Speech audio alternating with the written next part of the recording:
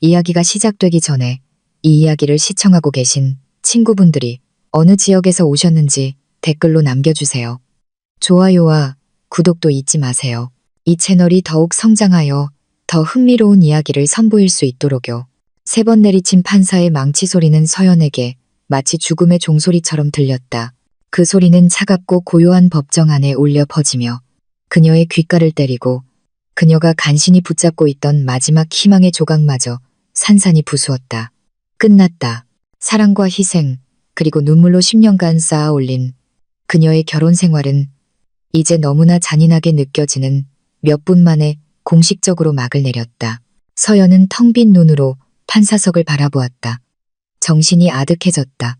그녀는 방금 선언된 법률 용어들을 온전히 이해하지 못했다. 남편이 고용한 교활한 변호사의 입에서 나온 복잡한 문장들도 마찬가지였다.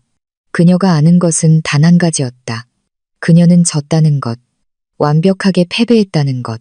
방 건너편에는 한때 그녀 세상의 중심이었던 남자, 민준이 허리를 꼿꼿이 세운 채 앉아 있었다.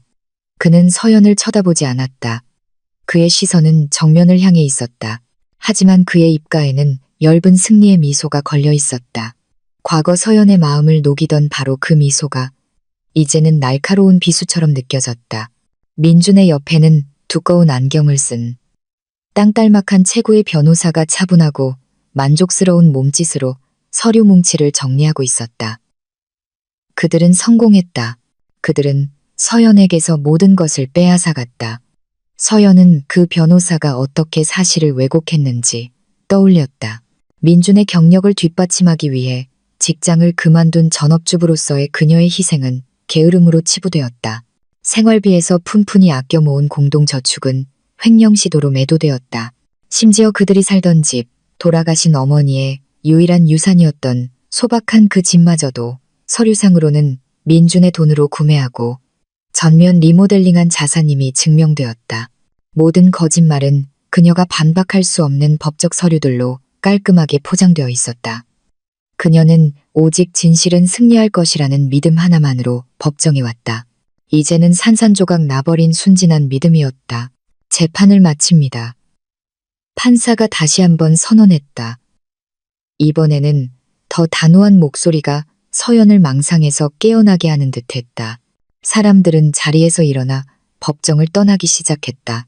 민준은 일어나 값비싼 양복을 매만지고는 서연에게 눈길 한번 주지 않고 밖으로 걸어나갔다. 서연의 심장이 쥐어짜이는 듯했다. 소리치고 싶었다. 그의 이름을 부르며 왜 이런 짓을 했는지 묻고 싶었지만 목소리는 목구멍에서 막혀버렸다. 다리에 힘이 풀려 딱딱한 나무 의자에 몸이 고정된 것 같았다. 법원 직원이 그녀에게 정중하게 다가왔다. 부인, 재판은 끝났습니다. 이제 나가셔도 됩니다. 남은 힘을 다해 서연은 자리에서 일어나 비틀거리며 법정 밖으로 나섰다. 붐비는 복도에서 그녀는 민준이 변호사와 함께 웃고 있는 것을 보았다. 그 웃음소리는 너무나 고통스럽게 들렸다.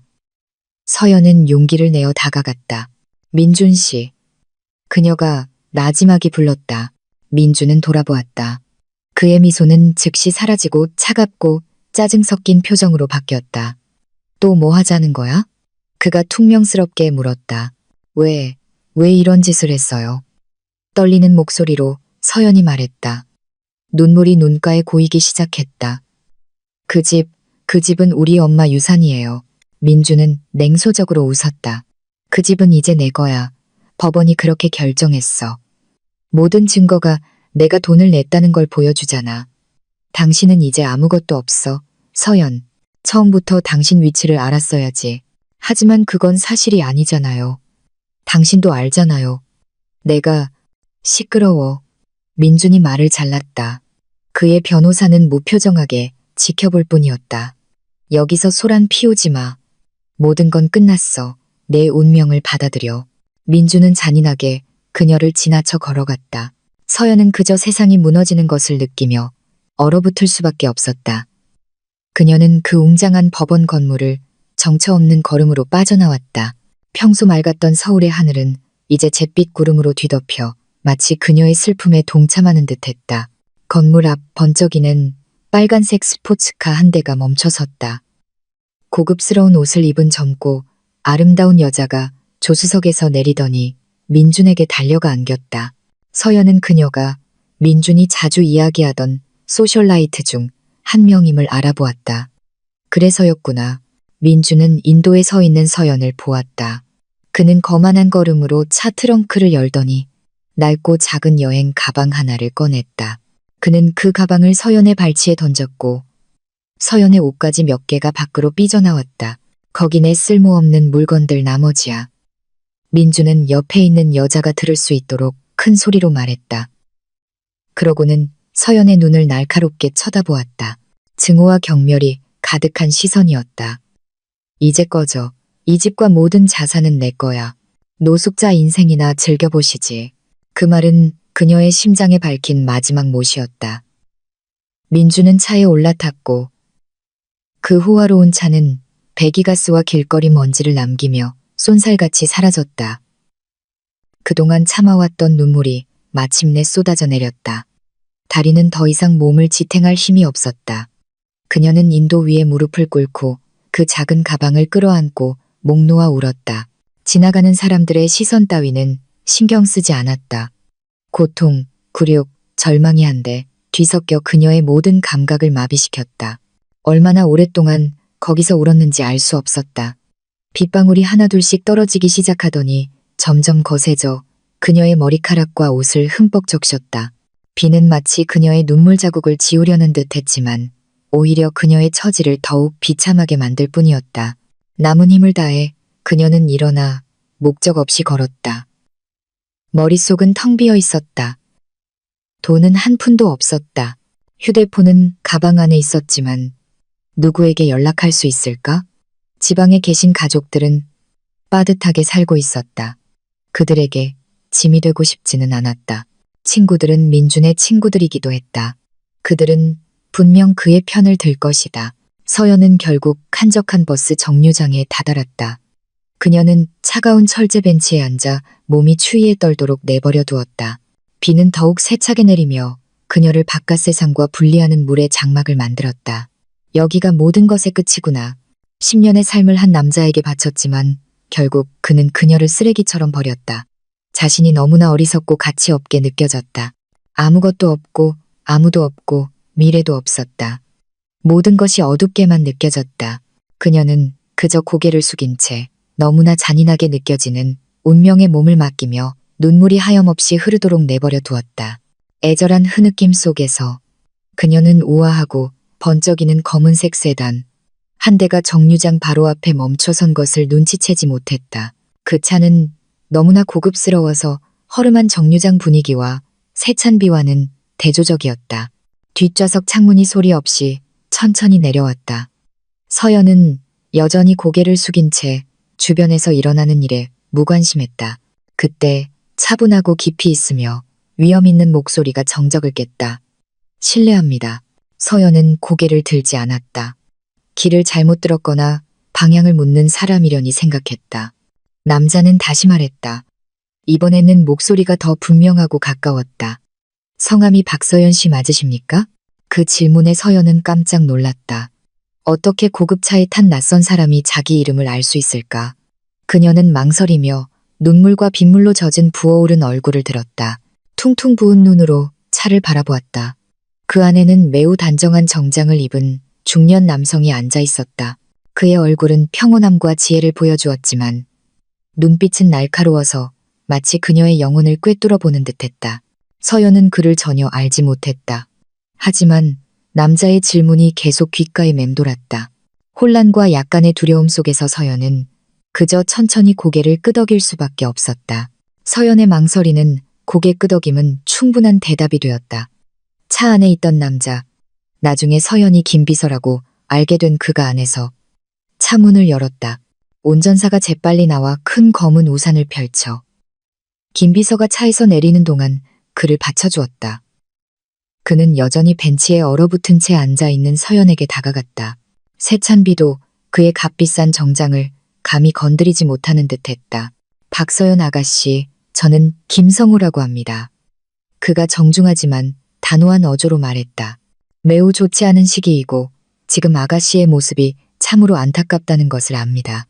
하지만 하루 종일 아가씨를 찾고 있었습니다. 전해드려야 할 아주 중요한 것이 있습니다.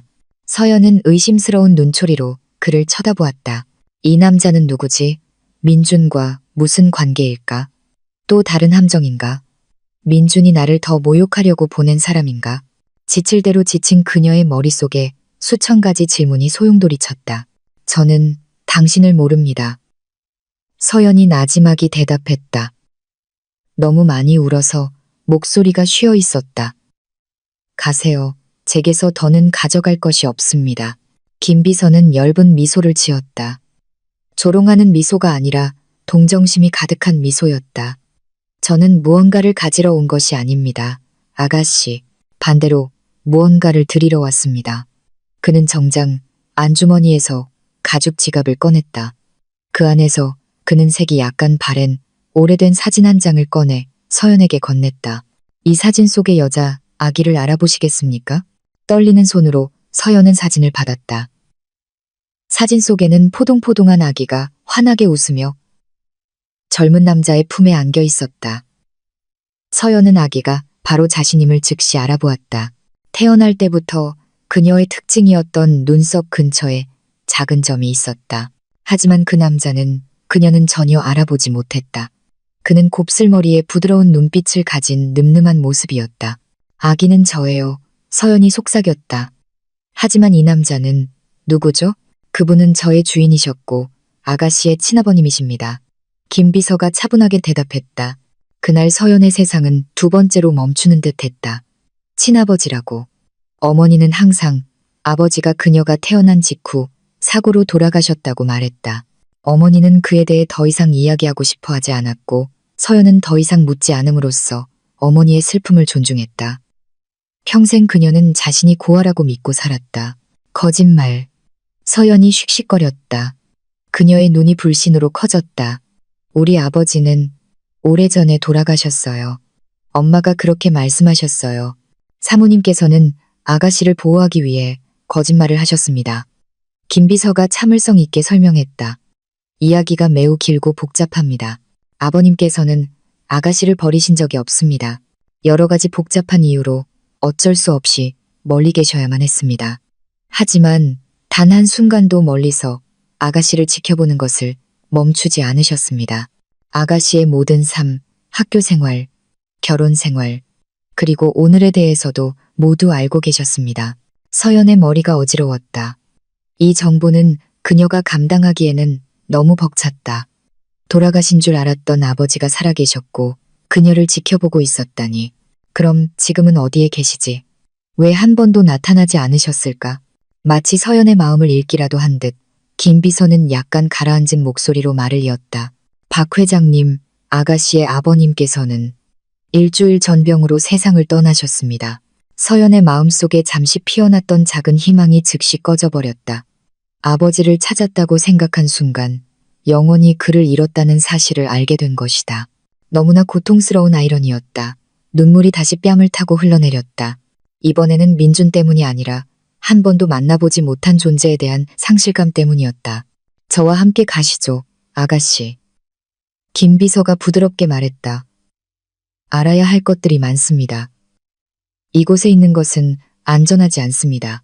모든 것을 설명해 드리겠다고 약속합니다. 서연은 망설였지만 김비서의 진심 어리고 확신에 찬 눈빛을 보고 뼈를 내는 추위와 꼬르륵거리는 배를 느끼며 다른 선택지가 없다는 것을 깨달았다. 그녀에게는 갈 곳이 없었다. 남은 힘을 다해 그녀는 고개를 끄덕였다. 김비서가 운전사에게 신호를 보내자 운전사는 즉시 서연을 위해 차 뒷문을 열어주었다. 서연은 따뜻하고 편안한 차 안으로 들어갔다. 방금 겪은 일들 후에 너무나 낯설게 느껴지는 호사였다. 차 안에서 김비서는 그녀에게 생수 한 병과 두꺼운 담요를 건넸다. 차가 빗속을 가르는 동안 잠시 침묵이 흘렀다. 김비서는 서연이 먼저 마음을 진정시킬 수 있도록 내버려 두었다. 제 아버지는 대체 누구셨나요? 서연이 마침내 침묵을 깨고 물었다. 성함은 박진우이십니다. 김비서가 대답했다. 기업가이셨고 재벌 총수셨습니다.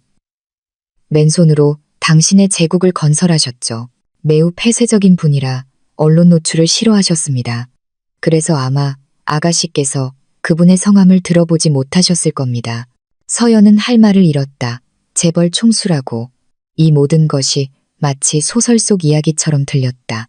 돌아가시기 전에 김 비서가 말을 이었다. 회장님께서는 모든 것을 준비해 두셨습니다. 언젠가는 아가씨의 남편이 본색을 드러낼 것이라는 걸 알고 계셨습니다. 과거에 사모님과 하신 약속 때문에 직접 개입하지 못하신 것을 매우 후회하셨습니다. 그래서 이 모든 것을 잃어버린 시간을 만회하고 아가씨에게 힘을 실어주기 위한 방법으로 준비하셨습니다. 김 비서는 서류 가방을 열고 짙은 파란색의 두꺼운 서류철을 꺼내 서연에게 건넸다. 이것이 회장님의 유언장입니다. 저는 이 유언의 집행인입니다. 이 유언장에 따라 박진우 회장님의 모든 재산과 자산은 이제 유일한 상속인이신 아가씨의 소유가 됩니다. 서연은 여전히 떨리는 손으로 서류철을 열었다. 안에는 두꺼운 법률 문서 뭉치가 있었다. 그녀는 첫 페이지 자산 요약본을 읽었다. 나열된 목록을 읽는 그녀의 눈이 휘둥그레졌다. 서울의 가장 부유한 동네에 위치한 호화로운 저택, 고급 유럽산 자동차 세대, 여러 대기업의 주식, 그리고 가장 충격적인 것은 마지막 부분에 적힌 계좌 잔액이었다. 1. 500억 원. 0이 너무 많아서 머리가 어지러울 지경이었다. 이건 불가능해. 꿈일 거야. 몇 시간 전만 해도 노숙자 신세였던 사람이 이제 억만장자라는 현실에 직면했다. 감정이 뒤섞였다. 슬픔, 혼란, 충격, 모든 것이 하나가 되었다. 이게 전부 진짜인가요? 그녀가 믿을 수 없다는 듯 속삭였다. 서연과 김 비서를 태운 차는 마침내 높이 솟은 검은 대문 앞에 멈춰섰다.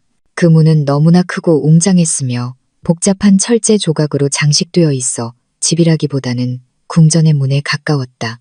문이 소리 없이 자동으로 열리자 길고 구불구불한 개인 진입로가 나타났다. 진입로 양옆으로는 완벽하게 가꾸어진 정원과 그 아름다움을 비추는 은은한 조명들이 있었다.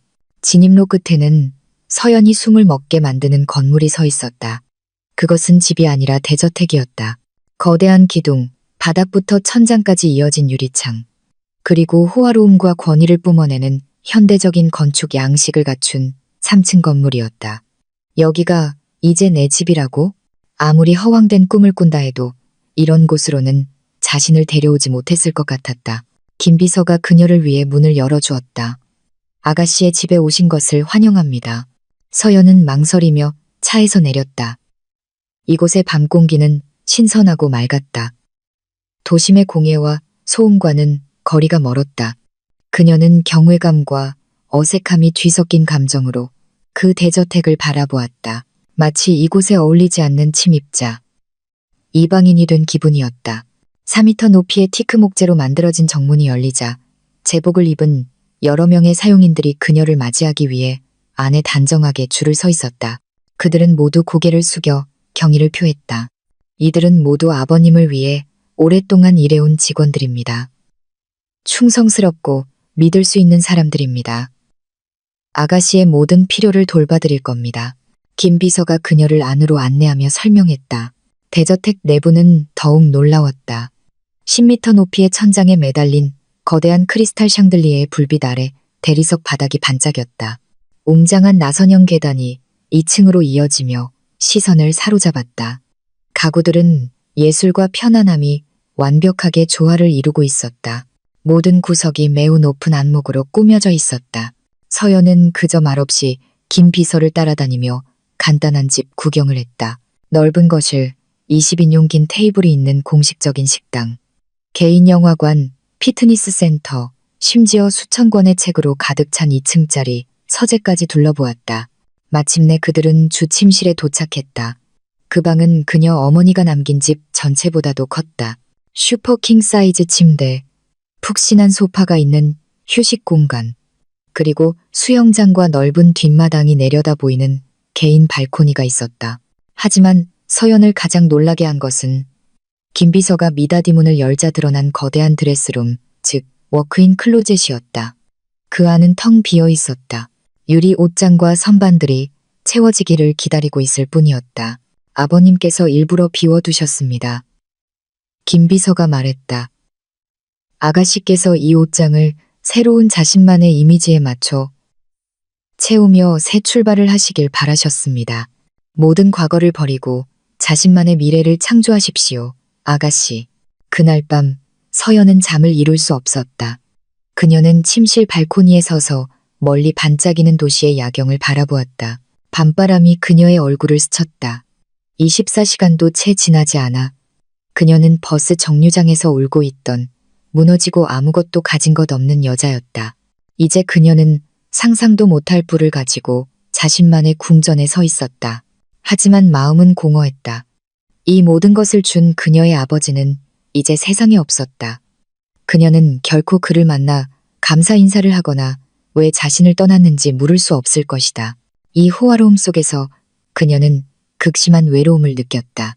하지만 그때 그녀는 유언의 조건, 민준을 파멸시키라는 임무를 다시 떠올렸다. 갑자기 외로움은 다른 무언가로 변했다. 결의의 불씨가 타오르기 시작했다. 아버지는 슬퍼하라고 이 모든 것을 준 것이 아니었다. 그는 그녀에게 무기를 주었다. 그리고 서연은 스스로에게 맹세했다. 그녀는 그 무기를 사용하는 법을 배울 것이다. 다음 날 아침, 서연은 첫 번째 결정을 내렸다. 그녀는 민준이 던져준 낡은 여행 가방, 그녀의 옛 삶을 상기시키는 유일한 물건을 집어들었다. 망설임 없이 그녀는 그 가방과 그 안의 모든 내용물을 쓰레기통에 버렸다. 그것은 옛 서연, 약하고 순종적이던 서연을 지우는 첫걸음이었다.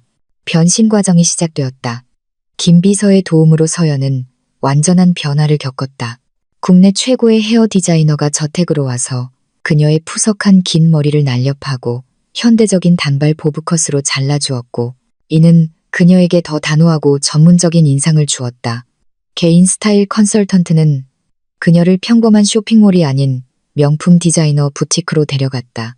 서연은 더 이상 달콤한 꽃무늬 원피스나 편안한 실내복을 선택하지 않았다.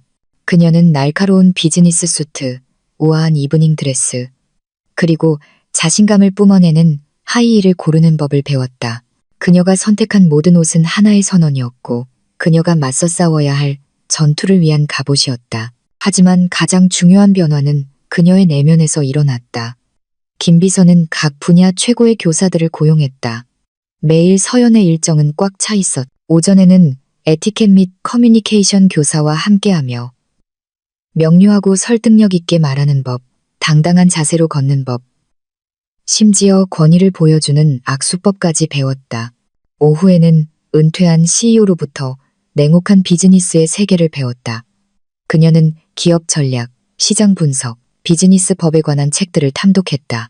저녁에는 아버지의 서재에서 아버지 소유의 모든 회사 서류를 연구하며 그 천재적인 남자의 사고방식을 이해하려 했었다. 처음에는 매우 어려웠다. 머리는 터질 것 같았고 몸은 피곤했다. 그저 주어진 부를 즐기며 포기하고 싶은 순간도 있었다.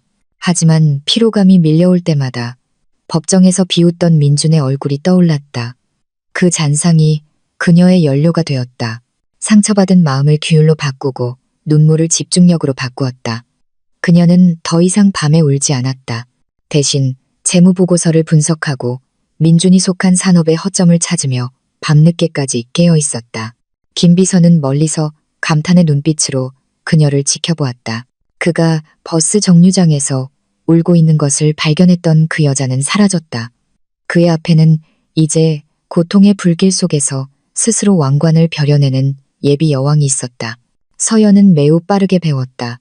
전업주부라는 역할 뒤에 잠재되어 있던 그녀의 타고난 지능이 이제 밝게 빛났다. 그녀는 단순히 이론을 암기하는 것이 아니라 그것을 이해했다. 심지어 종종 교사들을 감탄시키는 날카로운 질문을 던지기도 했다. 어느 날 밤 3개월간의 집중 훈련을 마친 후 서연은 아버지의 서재에서 일하고 있었다. 그곳은 이제 그녀의 사령부가 되어 있었다. 그녀는 아버지가 앉았던 자리인 견고한 마호가니 책상 뒤에 커다란 가죽 의자에 앉아 있었다. 아버지의 최신 컴퓨터에서 오래된 데이터를 접근하려다 암으로 잠긴 폴더를 발견했다. 여러 생년월일 조합을 시도했지만 아무것도 맞지 않았. 그녀는 김비서를 불렀다. 김비서는 미소를 지었다. 회장님께서 아가씨를 위해 힌트를 남기셨습니다. 아무는 네가 감히 물어보지 못했던 질문에 대한 답이라고 하셨습니다. 서연은 잠시 생각에 잠겼다. 감히 물어보지 못했던 질문이라니. 그녀의 삶에는 지금까지 단 하나의 큰 질문이 있었다. 왜 아버지는 떠났나요? 약간 떨리는 손으로 그녀는 그 문장을 입력했고 폴더가 열렸다. 안에는 단 하나의 파일, 디지털 일기장이 있었다. 서연은 그것을 열었다. 내용은 수년간에 걸친 아버지의 글들이었다. 아버지는 그의 후회, 서연에 대한 큰 사랑, 그리고 멀리 있어야만 했던 이유를 이야기했다. 그는 또한 민준을 포함한 서연의 삶에 대한 관찰을 기록했다. 서연은 눈물을 흘리며 읽었다. 마침내 아버지라는 존재와 연결된 기분이었다. 그러다 그녀는 아버지가 돌아가시기 불과 한 달 전에 쓴 마지막 항목에 도달했다. 내 딸 서연아, 만약 네가 이걸 읽는다면 나는 이미 세상에 없고 너는 전투를 시작할 준비가 되었다는 뜻이겠지. 나는 민준이 너를 배신할 것을 안다. 나는 오래전부터 그의 내면에 있는 탐욕의 씨앗을 보았다. 이것이 내가 이 모든 것을 준비한 이유다. 내 힘을 사용하여 내 것을 되찾아라. 이 힘은 단지 돈이 아니라 정보이기도 하다. 나는 수년 전 너를 위한 안전망으로 그의 회사에 내부자를 심어두었다. 그의 이름은 최민식이다. 그는 그의 재무이사이며 그가 가장 신뢰하는 사람이다. 그는 내 사람이다. 전쟁 준비가 되면 그에게 연락해라. 그는 너를 기다리고 있을 것이다. 서연은 노트북을 닫았다. 눈물은 이미 멎어 있었다. 이제 그녀의 눈은 차갑고 위험한 빛을 발하고 있었다. 이 전투에서 그녀는 더 이상 혼자가 아니었다. 아버지는 그녀에게 지도와 비밀 무기를 주었다. 체스판은 준비되었고 여왕은 이제 첫 수를 둘 준비가 되었다. 이혼한 지 3개월 후 민주는 세상의 정점에 서 있었다. 그는 모든 재산을 차지했고 짐이라고 생각했던 아내를 제거했으며 이제 새로운 연인인 모델 유라를 마음껏 과시할 수 있었다. 이 모든 성취를 축하하기 위해 그는 예전에 서연과 함께 살았던 집에서 큰 파티를 열었다. 그는 모든 비즈니스 동료, 중요한 고객, 그리고 도시의 사교계 인사들을 초대했다. 파티는 그의 승리의 상징이었고 그가 원하는 모든 것을 얻은 성공한 남자라는 선언이었다.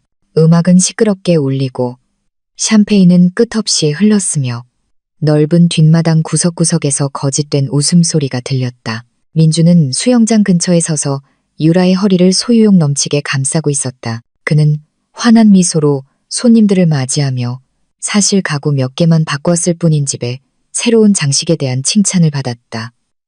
그는 마치 왕이 된 기분이었다. 지루한 과거를 버리고 항상 꿈꿔왔던 삶을 살고 있었다. 서연. 그는 그녀를 거의 생각조차 하지 않았다. 기껏해야 그녀가 지금쯤 가난한 친척 집에 얹혀 살거나 편의점에서 계산원으로 일하고 있을 것이라고 상상했다. 그 상상은 그를 만족스럽게 미소 짓게 했다.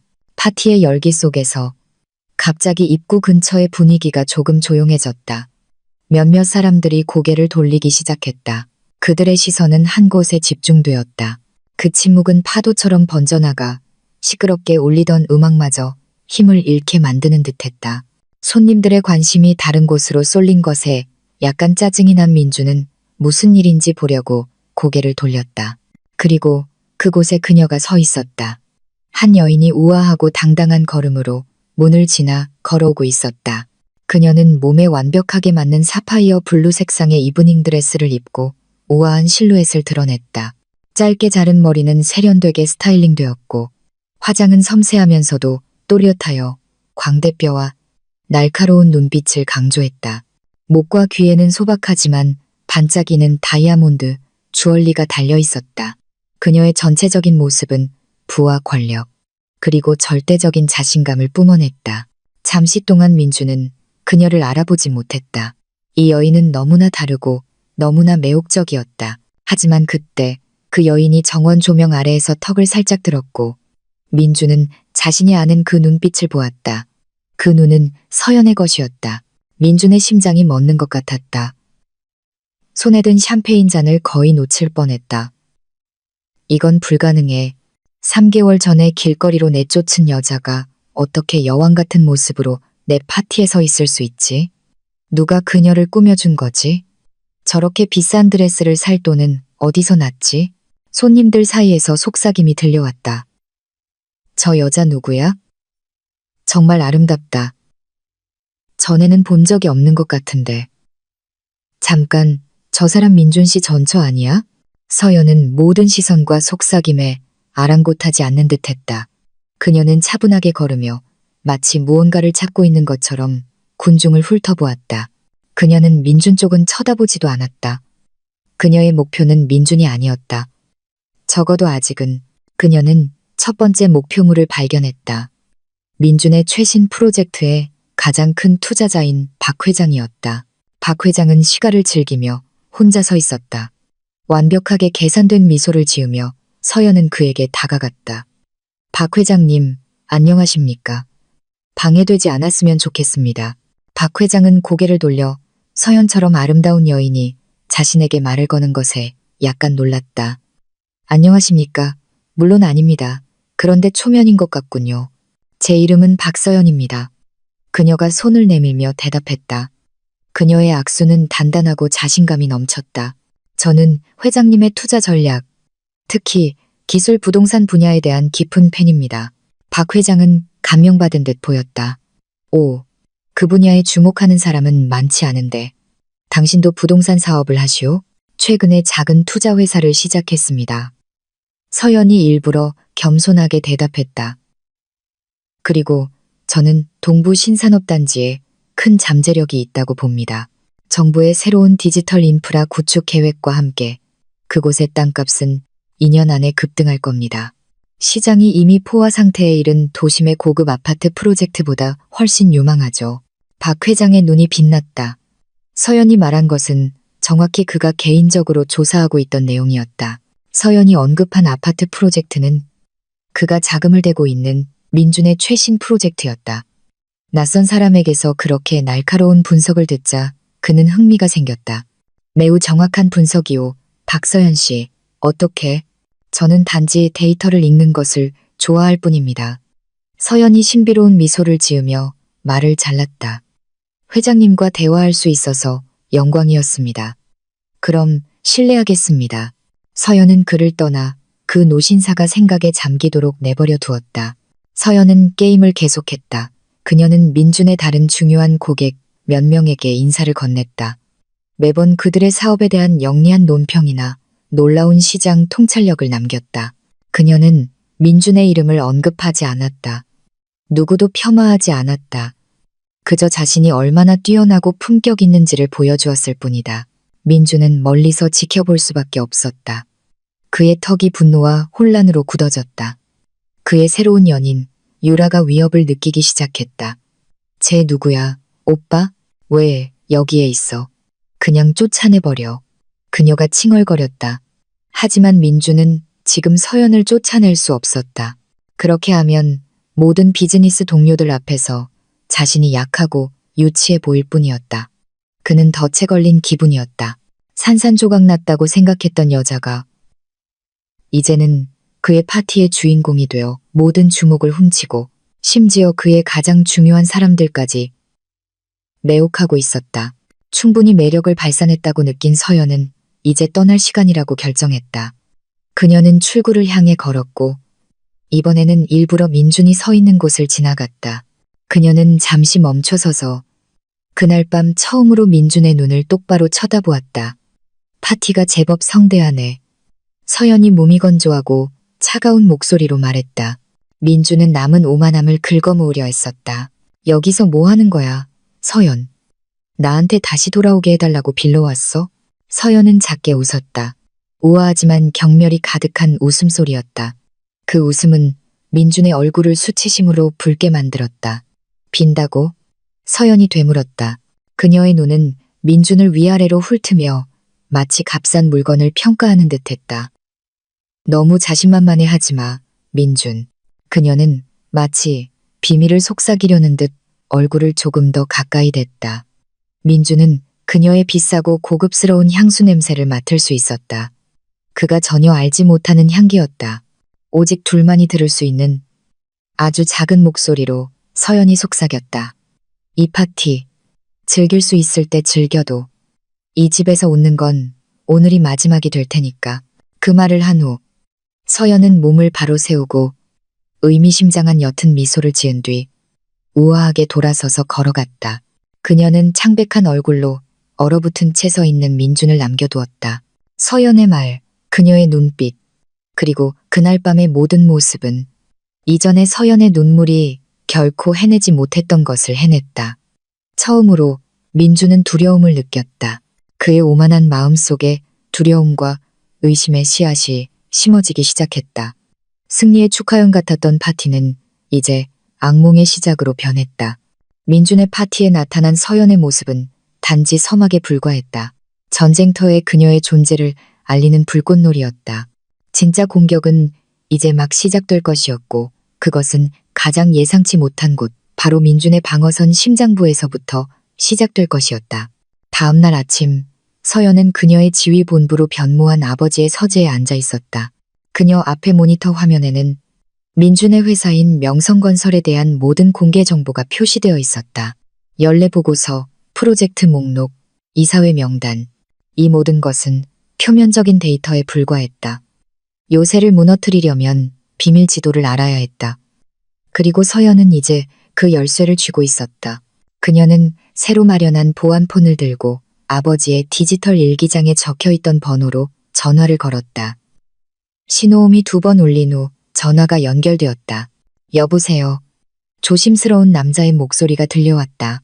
서연은 시간을 낭비하지 않았다. 하늘이 언제나 푸르지는 않습니다. 그녀가 차분한 목소리로 말했다. 그것은 아버지의 일기장에 적혀있던 암호였다. 전화기 저편에서 잠시 침묵이 흘렀다. 그러다 남자의 목소리가 감격을 참는 듯 약간 떨리는 어조로 답했다. 하지만 가장 어두운 밤이 지나면 새벽은 언제나 찾아옵니다. 연락을 기다리고 있었습니다. 박서연 아가씨, 제 이름은 최민식입니다. 그날 바로 민준의 사교계 사람들이 절대 방문하지 않을 도시, 외곽에 눈에 띄지 않는 작은 카페에서 만남이 이루어졌다. 최민식은 40대 후반의 남성이었다. 그의 외모는 수수하고 눈에 띄지 않았다. 군중 속에서 쉽게 사라질 수 있는 타입이었다. 하지만 두꺼운 안경 너머 그의 눈은 비범한 지성과 충성심을 빛내고 있었다.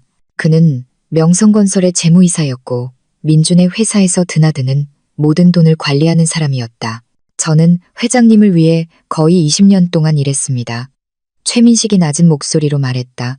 그의 눈은 촉촉했다. 저희 가족이 아무것도 없었을 때 회장님께서 도와주셨습니다. 제가 지금의 자리에 오르기까지 학비도 대주셨죠. 5년 전 민준 씨가 본색을 드러내기 훨씬 전에 저를 이 회사에 배치하셨습니다. 회장님께서는 예감이 있으셨던 겁니다.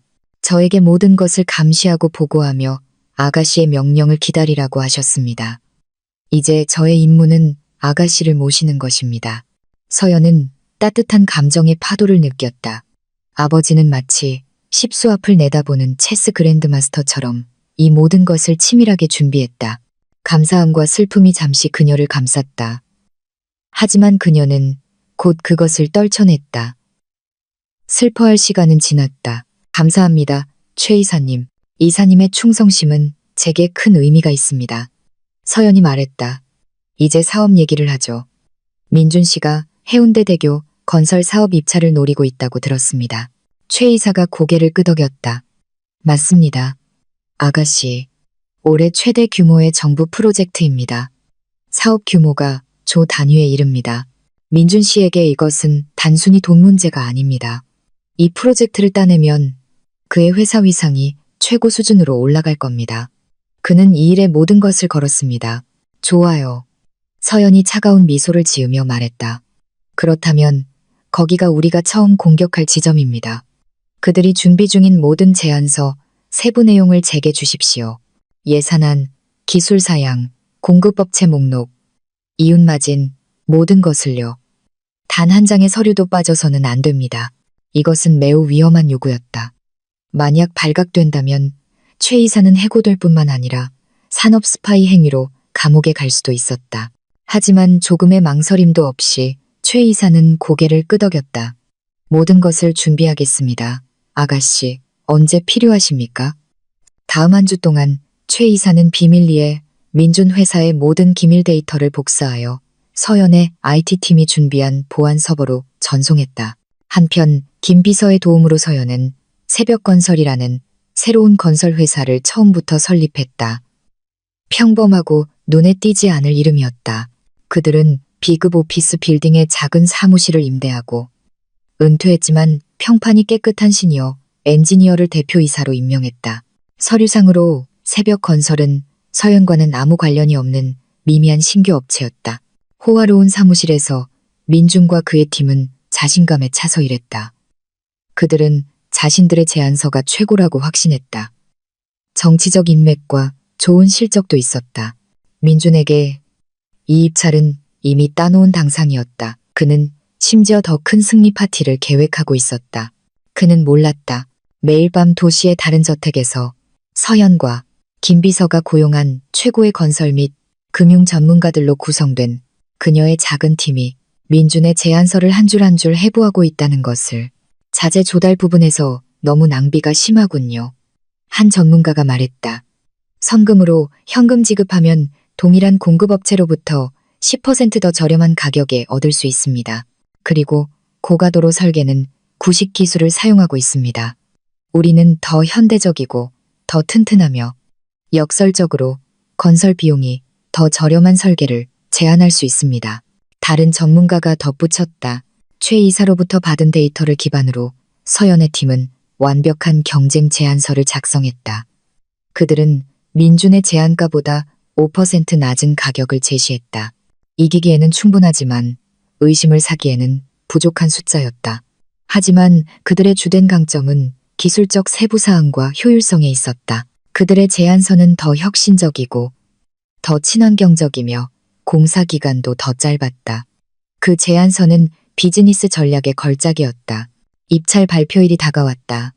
민주는 고위 임원들과 함께 회의실에 앉아 정부위원회로부터의 전화를 기다리고 있었다.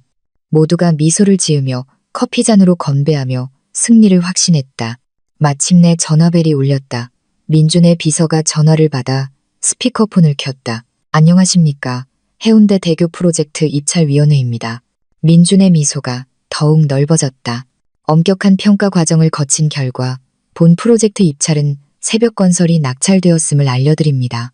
민준과 회의실에 있던 모든 사람들의 얼굴에서 미소가 굳어졌다. 완전한 침묵. 그들은 분명히 잘못 들었을 것이다. 새벽건설이라고? 그게 누군데? 그들은 그 회사 이름을 들어본 적도 없었다. 민준은 비서에게서 수화기를 빼앗았다. 뭐라고요? 장난하는 겁니까? 새벽건설이 누구요? 우리 제안서가 최고였잖소. 위원회 결정은 최종적입니다. 민준 대표님. 저편의 목소리가 단호하게 답했다. 그들의 제안서가 모든 기술적 측면과 예산 효율성에서 월등했습니다. 그럼 이만. 전화가 끊겼다. 민준은 수화기를 책상에 세게 내리쳤다. 그의 얼굴은 분노와 굴욕으로 시뻘개졌다. 듣도 보도 못한 회사의 지단이 이건 불가능했다. 그는 임원들을 향해 소리치며 그들이 무능하고 멍청하다고 비난했다. 너희들 전부 쓸모없어. 어떻게 우리가 질 수가 있어. 당장 그 회사 주인이 누군지 알아내. 지금 당장.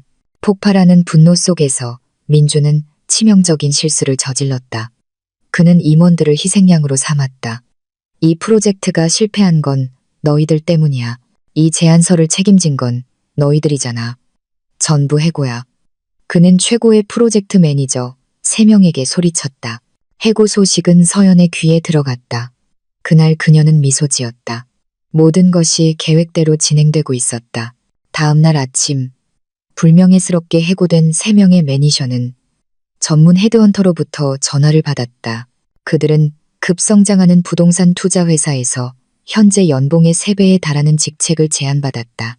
엄청난 보너스와 복리 후생은 덤이었다. 그 회사는 물론 서연 소유의 모회사였다. 생각할 필요도 없이 그들은 모두 그 제안을 수락했다. 단 한 번의 움직임으로 서연은 민준의 손에서 가장 큰 프로젝트를 빼앗았을 뿐만 아니라 그의 최고의 인재들까지 빼앗는데 성공했다.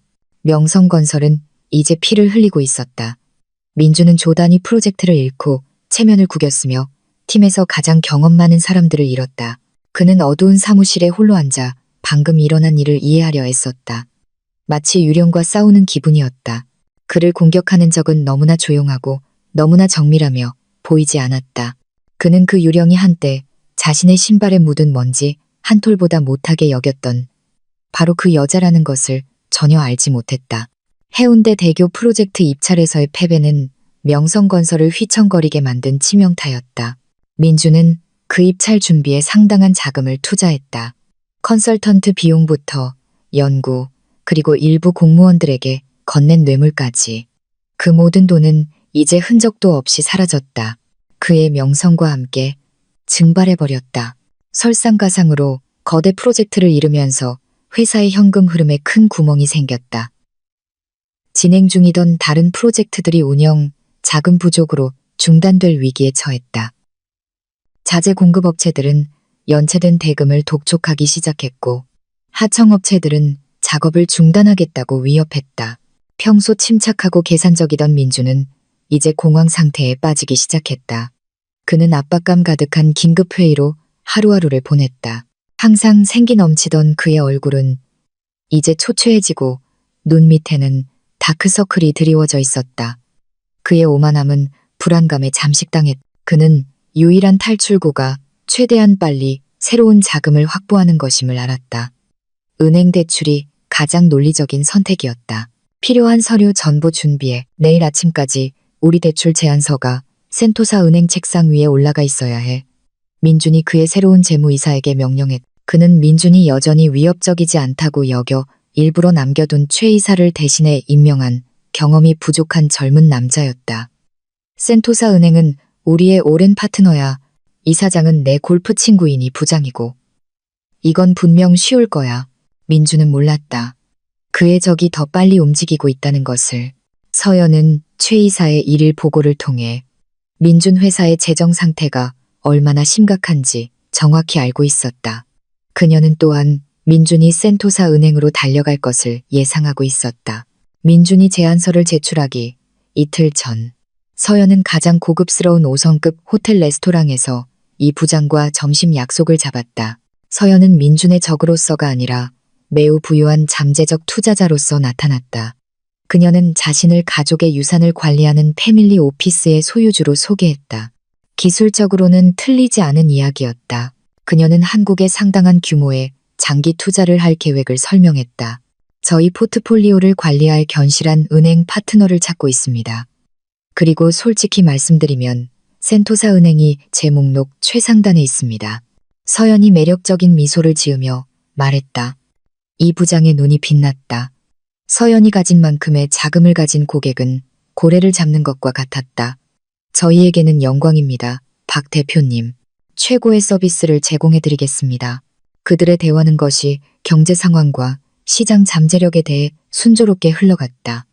그러다 아주 교묘하게 서연은 자신의 메시지를 끼워 넣었다.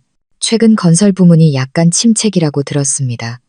이사님, 일부 대기업들이 전략적 입찰에서 패배한 후 흔들리고 있다는 소문이 있더군요. 제가 은행이라면 지금 당장은 그 부문에 대한 신용대출을 조금 더 신중하게 할 것 같습니다. 너무 위험 부담이 크죠. 서연은 민준이나 그의 회사를 언급하지 않았다. 그럴 필요가 없었다. 메시지는 매우 명확하게 전달되었다. 만약 이 부장이 민준이 신청할 대출보다 수백 배 더 큰 가치를 지닌 서연의 사업을 따내고 싶다면 그는 무엇을 해야 할지 알았다. 그것은 거절할 수 없는 제안이었다. 이틀 후 민준은 기다리던 전화를 받았다. 안녕하십니까, 민준 대표. 이 부장입니다. 평소와는 다른 좀 더 공식적인 어조였다. 자네 대출 제안서 관련해서 정말 미안하게 됐네. 우리 팀이 리스크 평가를 해본 결과 현재로서는 승인할 수 없다는 결정을 내렸어. 시장 상황이 불확실해서 말이야. 민주는 충격을 받았다. 무슨 말씀이세요? 이 부장님, 우린 오랜 파트너잖아요. 이건 그냥 일시적인 현금 흐름 문제일 뿐입니다. 미안하네, 민준. 이사회 결정이야. 이해해주길 바라네. 전화가 끊겼다. 민준은 거칠게 욕을 내뱉었다. 그는 두 번째, 세 번째 은행에 시도했다. 대답은 항상 같았다. 리스크 평가와 시장 상황을 핑계로 한 정중한 거절. 예전에는 항상 열려있던 문들이 이제 그의 얼굴 앞에서 굳게 닫혔다. 그는 편집증에 시달리기 시작했다. 이것은 더 이상 단순한 불운이 아니었다. 이것은 사보타주였다. 누군가가 밖에서 그를 파괴하기 위해 열심히 일하고 있었다. 그는 모든 사업 경쟁자들을 의심했지만 아무런 증거가 없었다. 그는 심지어 회사 내부 사람들까지 의심하기 시작했고, 이는 두려움과 불신으로 가득 찬 근무 환경을 만들었다. 업무 스트레스는 그의 사생활에도 스며들기 시작했다. 보통 유라에게 인내심을 갖고 잘해주던 그는 이제 화를 잘 내고 쉽게 짜증을 냈다. 밤에는 어두운 얼굴로 집에 돌아와 바로 서재로 들어갔다. 호화로운 생활에 익숙했던 유라는 불평하기 시작했다. 약속했던 싱가포르 쇼핑 여행은 취소되었고 그녀가 원했던 새 스포츠카 구매는 연기되었다. 오빠 요즘 왜 그래? 나 이제 사랑 안 하는 거야? 어느 날 밤 어색한 침묵 속에서 저녁을 먹다가 유라가 칭얼거렸다. 조용히 좀 해줄래? 나 지금 생각할 게 많아. 민준이 소리쳤다.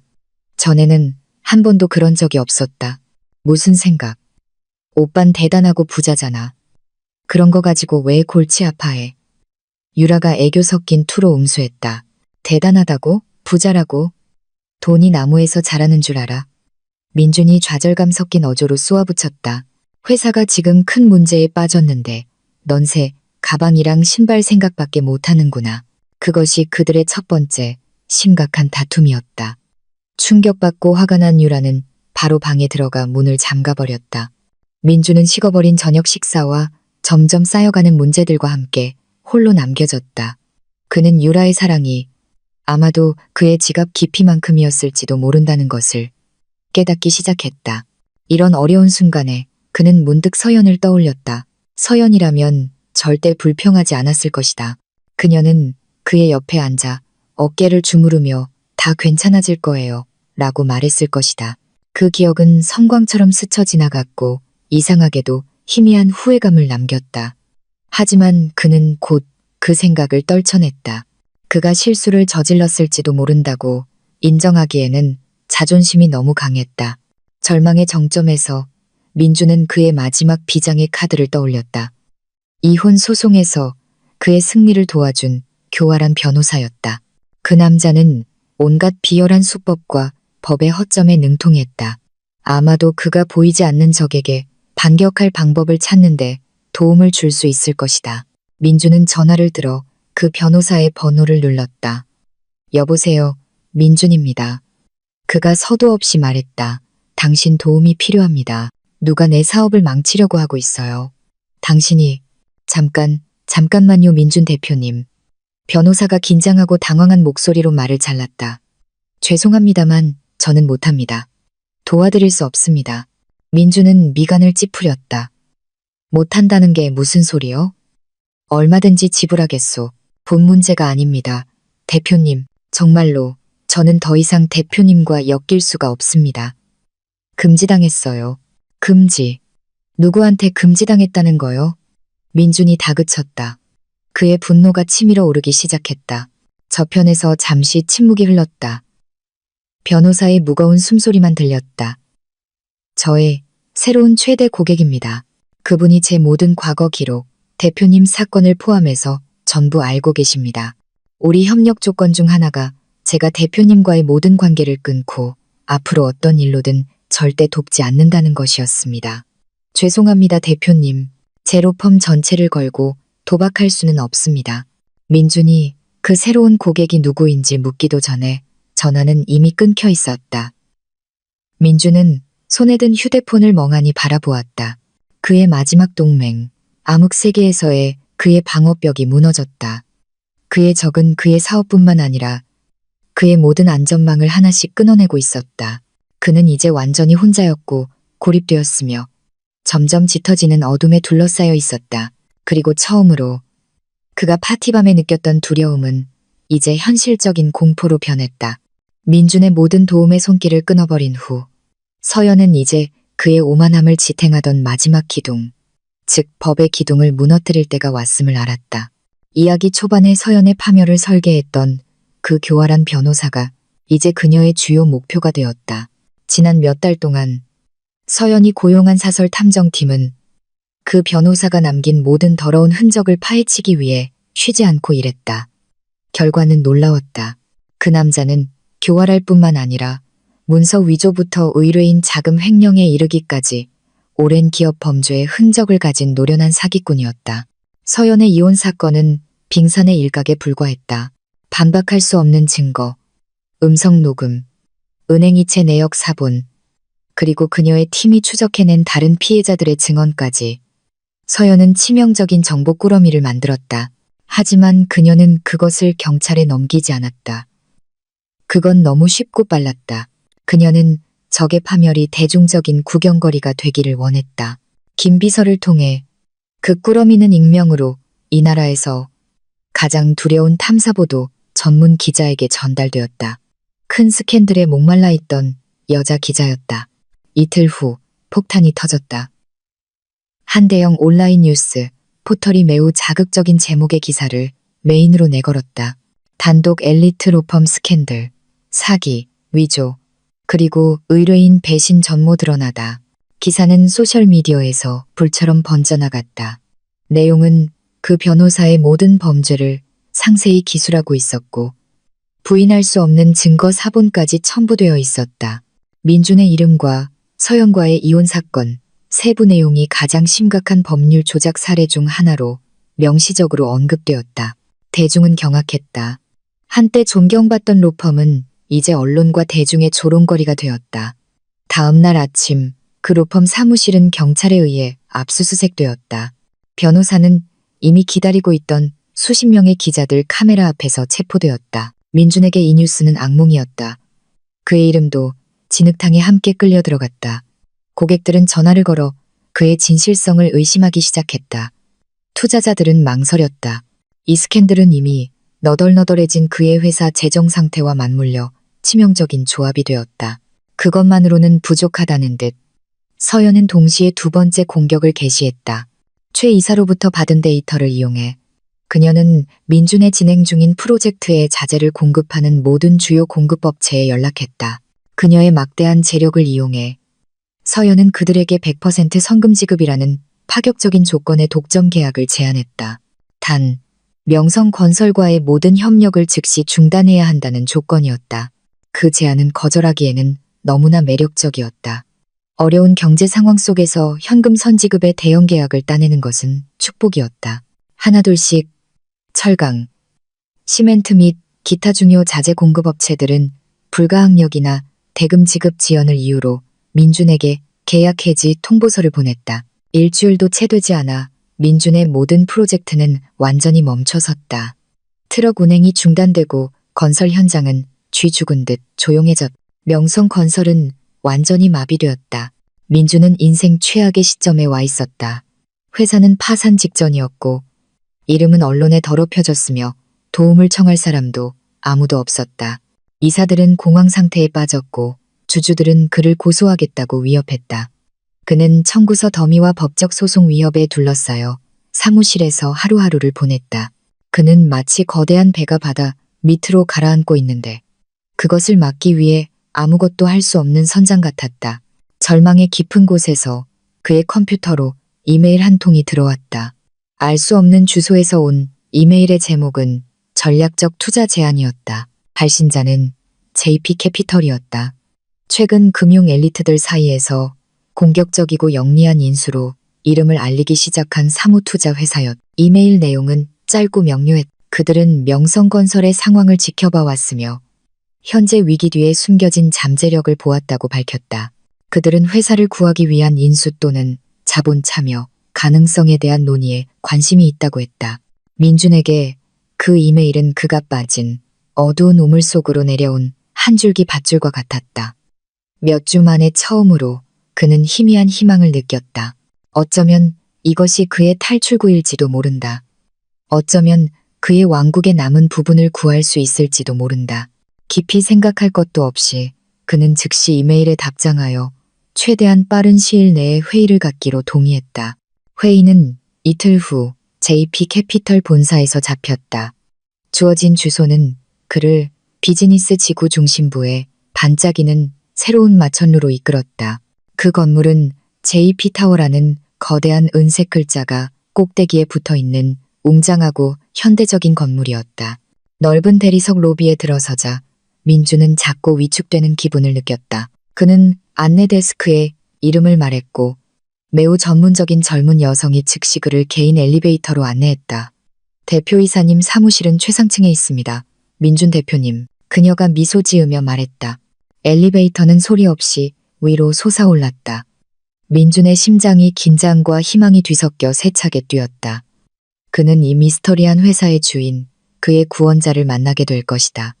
엘리베이터가 멈추고 문이 열리자 짙은색 나무로 된 이중문 하나만 있는 개인 복도가 나타났다. 여성이 그를 위해 문을 열어주었다. 들어가시죠. 기다리고 계십니다.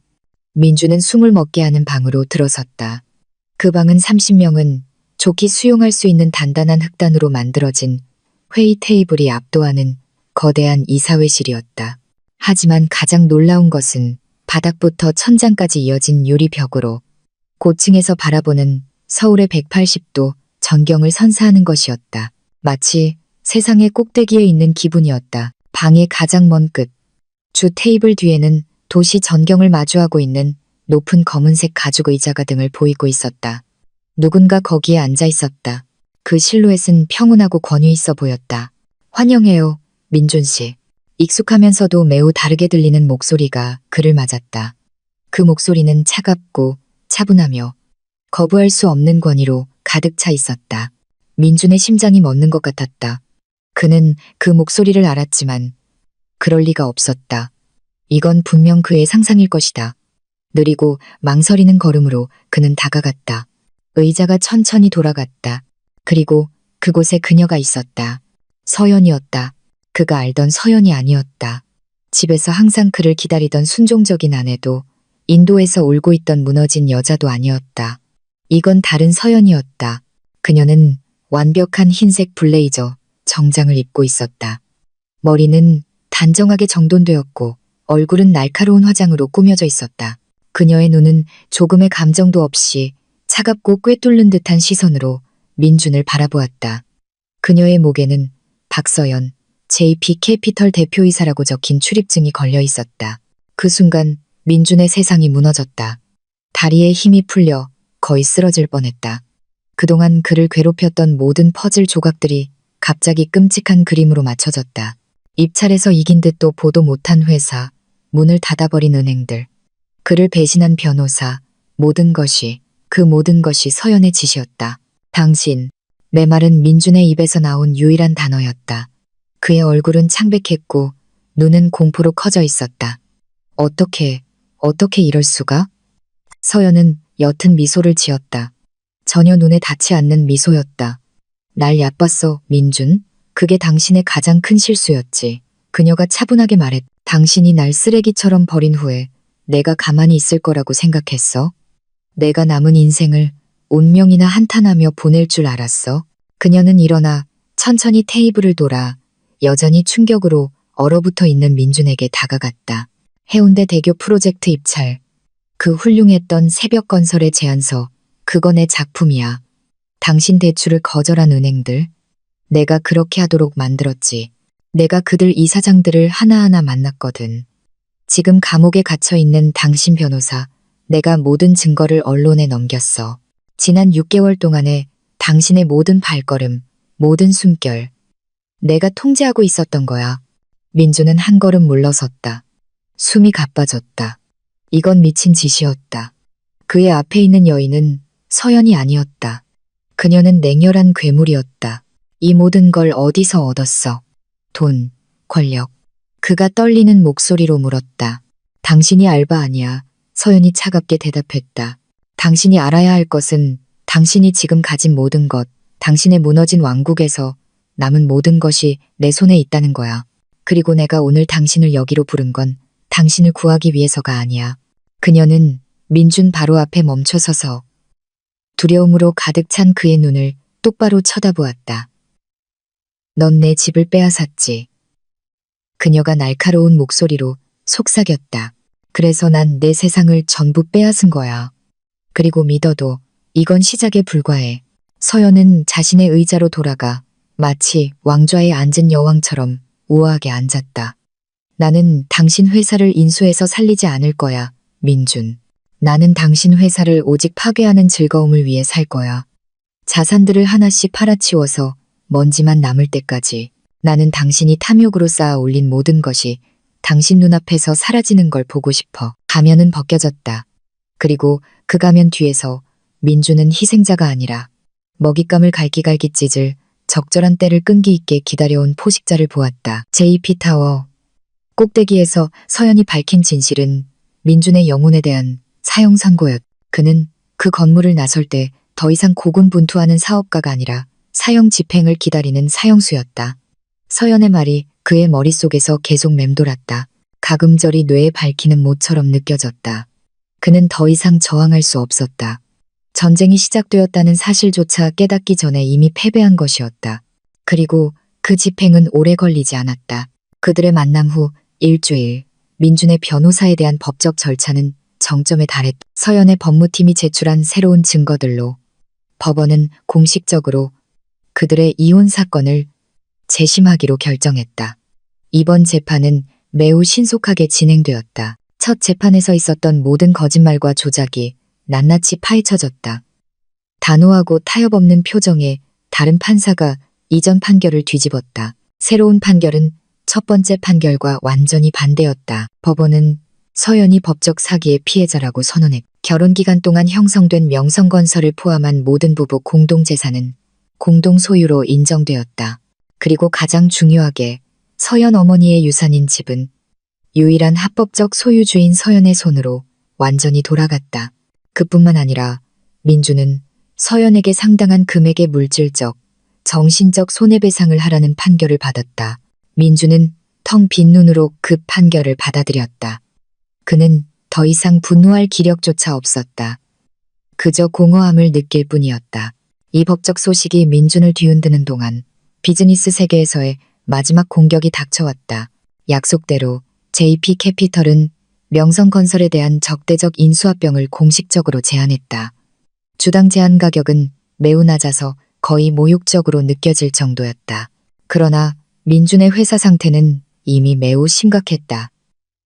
빚에 허덕이고 모든 프로젝트는 중단되었으며 명성은 땅에 떨어졌다. 소액 주주들에게 JP캐피털의 낮은 제안은 회사가 파산 선고를 받았을 때 아무것도 얻지 못하는 것보다는 나았다. 긴장감 넘치는 임시 주주총회에서 민준은 필사적으로 싸웠다.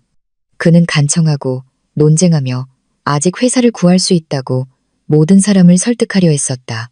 하지만 더 이상 아무도 그를 믿지 않았다. 자신들의 남은 투자금에만 관심이 있던 주주들은 투표를 진행했다. 결과는 압도적이었다. 그들은 JP캐피털의 제안을 수락했다. 의장의 망치 소리와 함께 민준은 공식적으로 자신이 세운 회사에 대한 통제권을 잃었다. 그는 더 이상 CEO가 아니었다. 소유주도 아니었다. 그는 아무것도 아니었다. 다음 며칠은 민준에게 안개 속 같았다. 그는 마지막으로 자신의 사무실에 갔다. 한때 존경의 눈빛으로 그를 바라보던 직원들은 이제 동정과 조롱이 섞인 눈으로 그를 쳐다보았다. 그는 얼마 안 되는 개인 물품들, 사진 몇 장, 오래된 상패 하나를 골판지 상자에 담았다. 그때 그가 모르는 젊은 여성이 JP캐피털의 인수팀 소속인 듯 노크도 없이 그의 방으로 들어왔다. 여성은 그의 책상 위에 두꺼운 봉투를 놓았다. 이것은 대표님의 해고 통지서입니다. 민준 대표님. 그녀가 차가운 비즈니스 어조로 말했다. 그리고 이것은 그녀는 두 번째 봉투를 추가했다. 박서연 아가씨 명의의 자산명도 통지서입니다. 법원 판결에 따라 아카시아길 12번지 주택은 이제 전적으로 그분 소유입니다. 24시간 내에 해당 부동산을 비워주셔야 합니다. 민주는 그저 그 봉투를 바라볼 수밖에 없었다. 그 집, 그의 마지막 요새, 그가 가장 자랑스러워하던 승리의 상징. 이제 그것마저도 빼앗길 것이다. 그는 골판지, 상자를 들고 마지막으로 사무실 건물을 걸어 나왔다.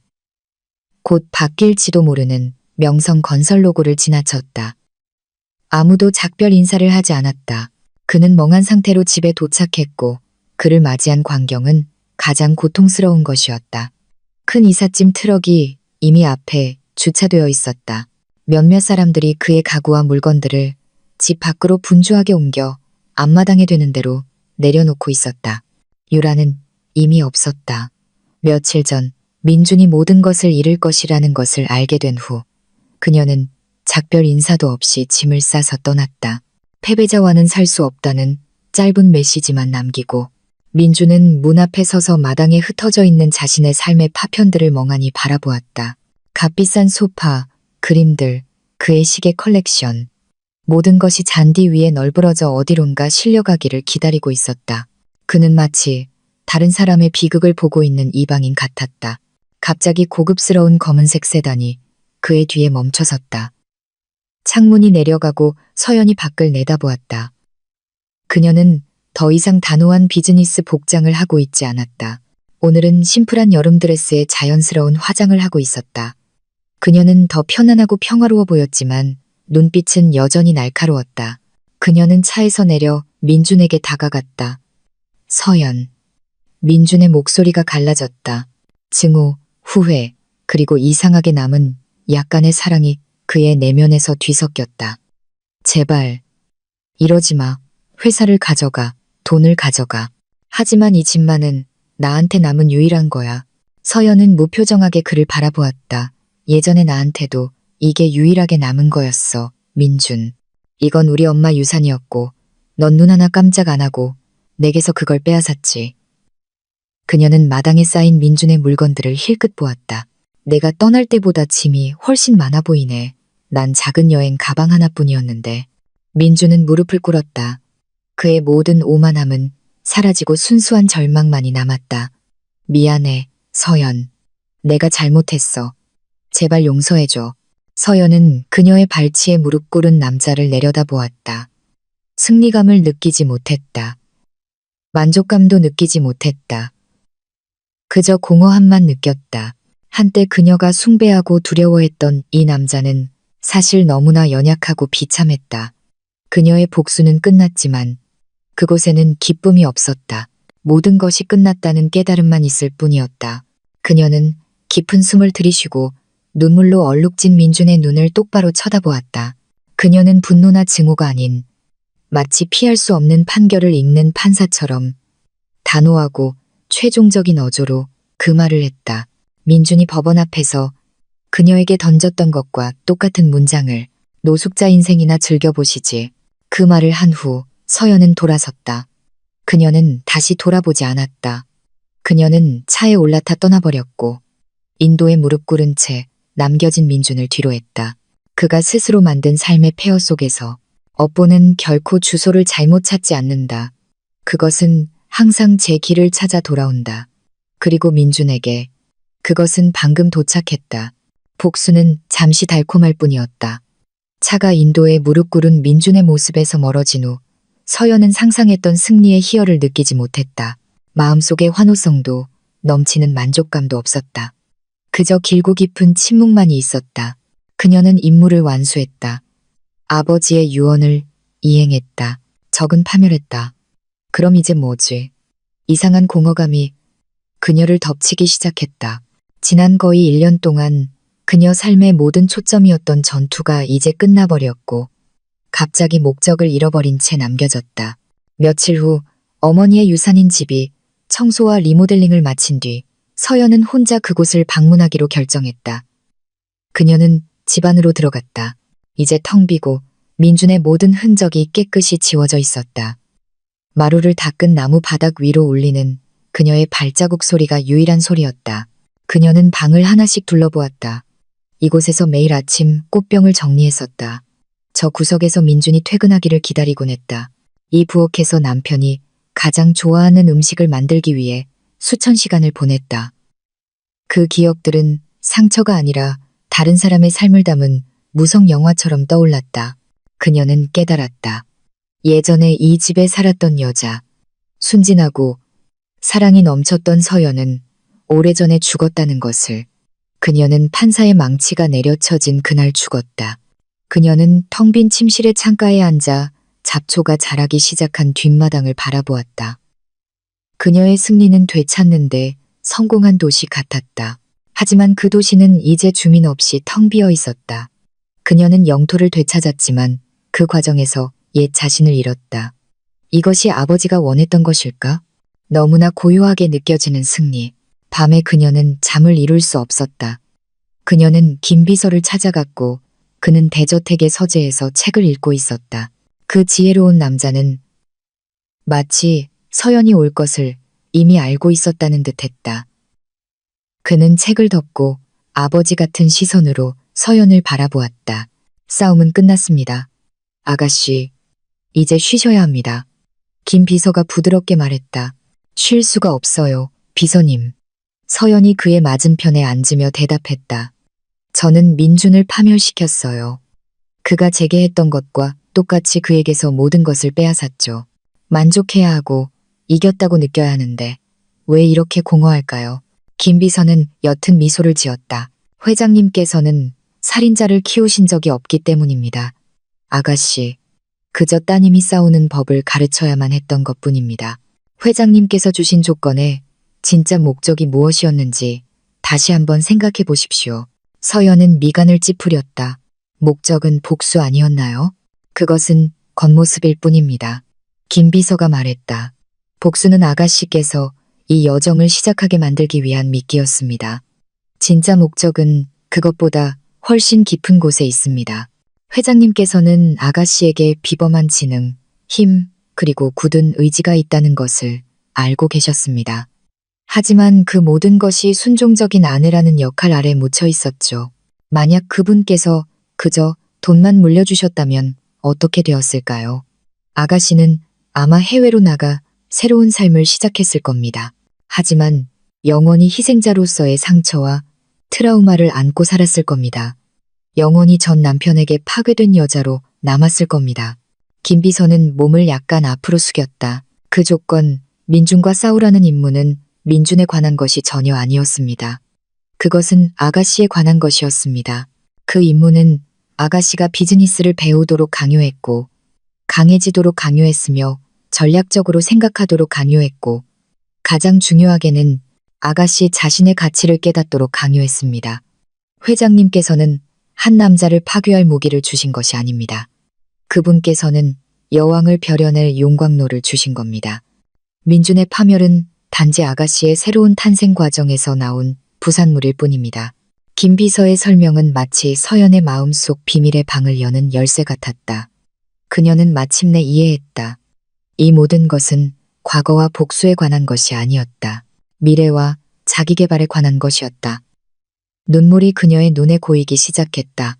이번에는 슬픔이나 분노의 눈물이 아니라 한 번도 만나지 못했지만 자신을 너무나 잘 이해해준 아버지에 대한 이해와 깊은 감사의 눈물이었다. 그녀의 가장 큰 유산은 500억 원의 돈이 아니라 그녀가 찾아낸 자기 자신의 최고의 버전이었다. 공허함이 사라지기 시작했고 새로운 깨달음이 그 자리를 대신했다. 그녀는 엄청난 힘, 권력, 그리고 자원을 가지고 있었다. 이제 이 모든 것을 무엇을 위해 사용할 것인가? 전쟁이 끝난 후 그녀는 법정에서의 절망감을 다시 떠올렸다. 법률 지식과 맞서 싸울 돈이 없어서 너무나 작고 무력하게 느껴졌던 감정을. 세상에 얼마나 많은 여성들이 같은 일을 겪고 있을까? 교활한 남편에게 권리를 빼앗기고 도와줄 사람 하나 없이 불공정한 이혼에 갇힌 여성들이 얼마나 많을까? 그녀의 마음속에 아이디어, 새로운 임무가 형성되기 시작했다. 증오가 아닌 연민에 기반한 임무. 다음 날 서연은 아버지의 서재로 돌아갔다.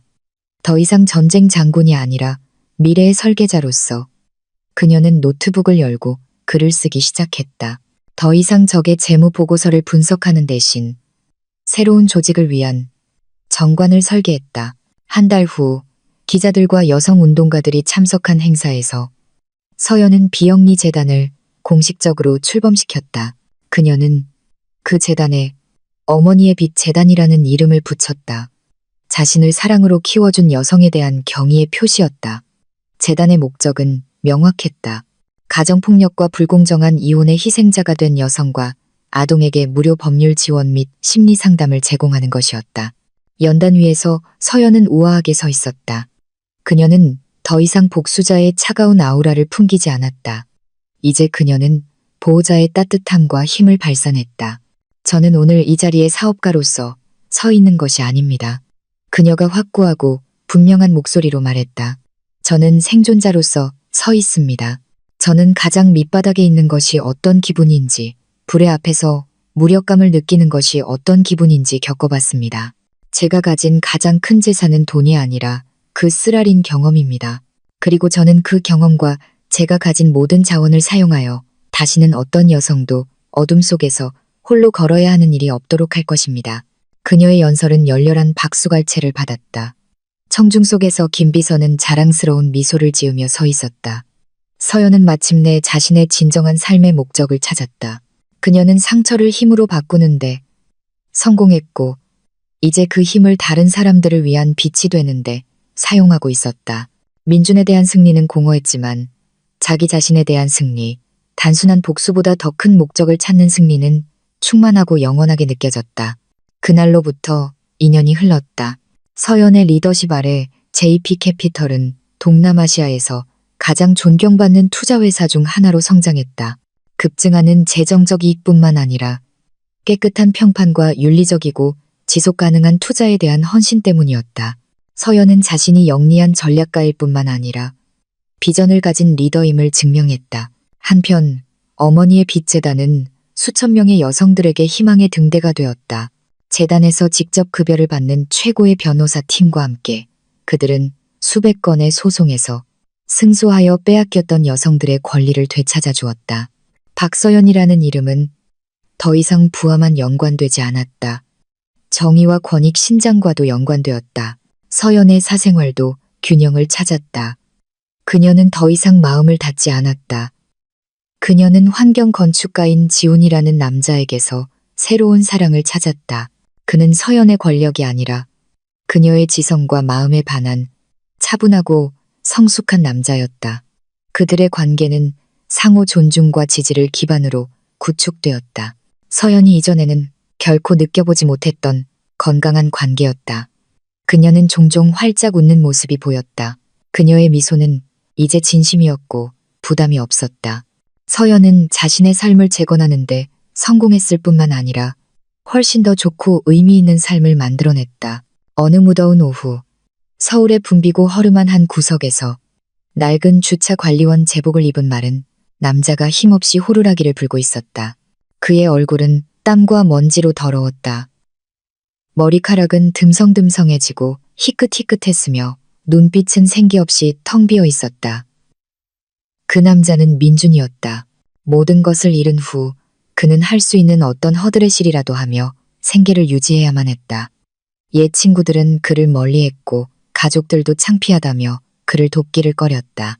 그는 자신이 만든 후회의 감옥 속에서 하루하루를 살아가고 있었다. 매일 밤 그는 서연의 성공과 자신의 어리석음에 환영에 시달렸다. 갑자기 고급스러운 검은색 세단 한 대가 그의 근처에 멈춰섰다. 다른 차가 주차 공간에서 빠져나오기를 기다리고 있었다. 민주는 평소처럼 괜찮은 팁을 기대하며 서둘러 다가갔다. 그는 몸을 숙이며 정중하게 창문을 두드렸다. 창문이 천천히 내려왔다. 안에는 서연이 뒷좌석에 앉아 있었다. 그녀는 누군가와 통화하며 명랑하고 행복한 웃음소리를 내고 있었다. 그 소리가 공기를 가득 채웠다. 그녀는 너무나 빛나고 아름다워서 마치 다른 세상에서 온 사람 같았다. 그녀 옆에는 사랑 가득한 눈으로 그녀를 바라보며 미소 짓는 지훈이 앉아 있었다. 서연의 시선은 정면을 향해 있었다. 그녀는 민준의 존재를 전혀 눈치채지 못했다. 그녀에게 창밖에 마르고 더러운 남자는 그저 익명의 주차 관리원일 뿐이었다. 그 이상도 이하도 아니었다. 그녀는 과거를 너무나 멀리 잊어버려서 민주는 정말로 그녀에게 보이지 않는 존재가 되어버렸다. 앞차가 움직이자 서연의 차도 천천히 움직이며 그를 남겨두고 떠났다. 민주는 배기가스 연기 속에서 얼어붙은 채 서 있었다. 그 몇 초의 광경, 서연의 행복한 웃음, 그녀 옆 남자의 사랑스러운 시선. 그녀를 둘러싼 호화로움이 그가 겪은 모든 파산보다 더 심하게 그를 내리쳤다. 그것이 진정한 형벌이었다. 가난이나 허들의 실이 아니었다. 그의 형벌은 자신이 한때 파괴했던 여인의 행복을 말없는 증인으로서 살아야 하는 것이었다. 만약 그가 탐욕과 오만에 눈이 멀지 않았더라면 그 모든 것이 자신의 것이 될 수 있었으리라는 자각 속에 영원히 갇히는 것. 뜨겁고 후회 가득한 눈물이 그의 더러운 뺨을 타고 흘러내렸다. 마지막 장면은 다시 서연에게로 전환된다. 해가 지기 시작할 무렵 그녀의 차는 웅장한 대저택에 도착한다. 그녀와 지우는 손을 잡고 도시가 내려다 보이는 발코니로 향한다. 서쪽 지평선의 하늘은 주황, 빨강, 보라색의 아름다운 그라데이션으로 물들어 있었다. 아름다운 풍경이야. 지훈이 그녀를 감싸 안으며 속삭였다. 서연은 미소를 지으며 지훈의 어깨에 머리를 기댔다. 그녀는 더 이상 그녀의 어두운 과거를 품고 있는 도시를 향해 뒤돌아보지 않았다. 그녀의 시선은 앞으로, 무한한 지평선을 향해 밝은 미래를 향해 있었다. 그녀는 가장 어두운 밤을 지났고 가장 거센 폭풍 속에서 싸웠으며 이제 그녀 자신의 일출 아래 당당히 서 있었다. 그녀는 더 이상 희생자도 복수자도 아니었다. 그녀는 금이나 보석이 아닌 눈물과 힘, 그리고 희망으로 자신만의 왕좌를 세운 여왕이었다. 그리고 그녀의 왕국은 부에 관한 것이 아니라 마침내 손에 넣은 평화에 관한 것이었다.